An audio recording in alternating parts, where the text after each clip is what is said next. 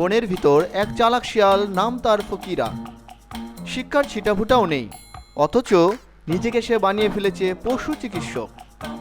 গাছে একটা সাইনবোর্ড ঝুলিয়ে চালিয়ে যাচ্ছে ঠকবাজি।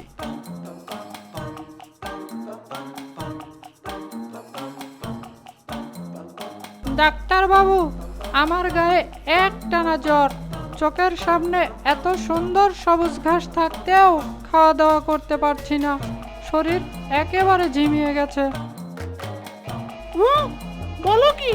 এটা তো ভয়ঙ্কর জরাজিয়াস ভাইরাস। ভয় পেও না, আমি এটা প্রায় 199 পশুর মধ্য থেকে দূর করে দিয়েছি। এত ভয়ঙ্কর রোগ এটা, তাহলে আমার কি হবে ডাক্তার ফকিরা? হ্যাঁ, তুমি বুঝছো না, জ্বর তোমার শরীরে নয়, তোমার আত্মাকে ধরেছে। এখন একটাই পথ, মূলো পাতার সিরাপ। এটা খাওয়ার পরেই রোদ গোলাপি দেখবে, আর যদি দেখো যে রোদ লাল হয়ে গেছে, তাহলে তুমি শেষ। তাহলে সিরাপটা দাও, আমি তোমার জন্য কিছু ফল এনেছি। এই নাও ডাক্তার বাবু। এই তো ঠিক, রোগগুলো টুপ করে পালিয়ে যাবে এখন। আর একটা কথা, ভবিষ্যতে সপ্তাহে একবার চেকআপ করাতে হবে, আর ডাক্তারের জন্য নতুন নতুন ফল আনতে হবে।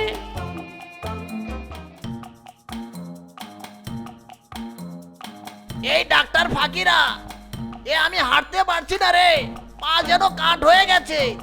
গতকাল মুরগি ধরতে গিয়ে পা পিছলে পড়ে গিয়েছিলাম। আরে মামা, এটা তো হয়েছে পাসবানাসিস, জটিল পায়ের রোগ। অনেকদিন পর দেখা গেছে আবার এটা। বলিস কি ভাগ্নে? তাহলে ভালো ওষুধ দে, তাড়াতাড়ি যেন সেরে যায়। মামা দাঁড়াও, একটু চামচিকার তেল মালিশ করে দিব, সঙ্গে খাবার জন্য আছে হাড়ি কচুর ক্যাপসুল। এসব চামচিকার তেল, হাড়ি কচু, তুই কিছু মিথ্যা বলছিস না তো? যদি মিথ্যা বলিস আর তোর ওষুধে কাজ না করে, আমি তোর চেম্বারটাই চিবিয়ে খেয়ে ফেলবো কিন্তু। আরে না না, এই তো গত সপ্তাহে এক গাধাকে এমন করেই সুস্থ করে দিয়েছি। সে এখন দিব্যি ঘুরে বেড়াচ্ছে, সে এখন নাচের ক্লাসেও যায়।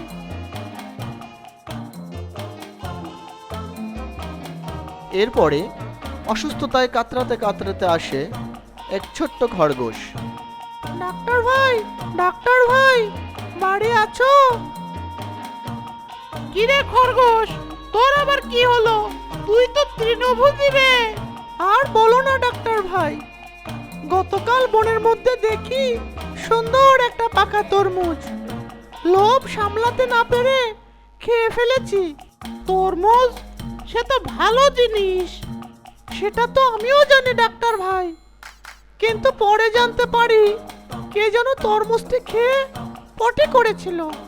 তারপর সেই বীজ থেকে গাছ হয়ে ফল ধরেছিল। এটা শোনার পর থেকে আমার পেটের মধ্যে কেমন যেন করছে। এই রে, এই তরমুজ খেয়ে তো আমি পটি করেছিলাম। শোন খরগোশ, তোর তো রানীক্ষেত হয়েছে রে, তোকে একটা গাম্বুরার ইনজেকশন দিতে হবে এখনই। এত বড় ইনজেকশন আমি জীবনেও দেখিনি। ওরে বাবা, মরে গেলাম রে, বাঁচাও, মরে গেলাম, মরে গেলাম। শোন, তোকে আরেকটা কাজ করতে হবে।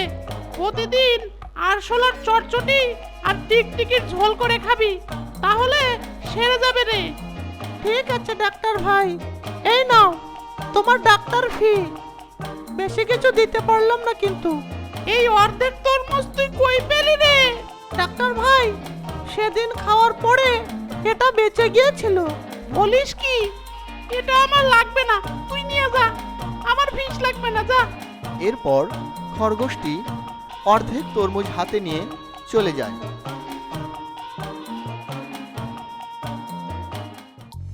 এরপর হঠাৎ একদিন কুমির চলে আসে শিয়ালের ডাক্তারখানায়। ডাক্তার সাহেব, তা আপনি কোন মেডিকেলে পড়েছেন? আমার মানে, আমি জংলি মেডিকেল ইনস্টিটিউট থেকে পাশ করেছি। এটা একটা গোপন জায়গা। গোপন মানে গোপন ঠিকানা, নাকি তুই গোপনে পটলের তেল বেচতেছিস? না মানে, ওসব বলা যায় না, আমাদের কোড অফ কনফিডেন্সিয়ালিটি আছে। বুঝলাম, তুই শিয়াল আর তোর পেশা ঠকবাজি। এখন ওই রাজা সিংহকে জানাতে হবে। ঠিক বলেছ কুমির। ঠিক বলেছো। আরে না না, আমি আসলেই ডাক্তার না, মানে আমি ডাক্তারের খালাতো ভাই। মানে তুই ডাক্তার না? এই তোরা সব ধর ওরে। চালাকি কখনো দীর্ঘস্থায়ী হয় না। প্রতারণা ধরা পড়ে একদিন, আর সততার পথেই হয় সত্যিকারের সম্মান।